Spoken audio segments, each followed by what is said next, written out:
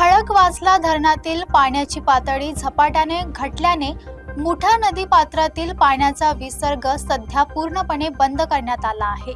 मात्र आगामी पावसाच्या स्थितीनुसार विसर्ग पुन्हा सुरू करण्याची शक्यता प्रशासनाने वर्तवली आहे।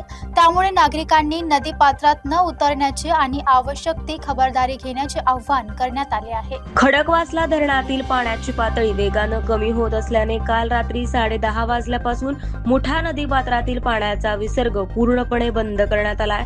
मात्र धरण क्षेत्रात होणाऱ्या पावसाच्या प्रमाणानुसार हा विसर्ग कोणत्याही वेळी पुन्हा सुरू केला जाऊ शकतो, अशी माहिती प्रशासनाने दिली आहे। त्यामुळे नागरिकांनी कोणत्याही परिस्थितीत नदीपात्रात उतरू नये असे स्पष्ट आवाहन करण्यात आलंय।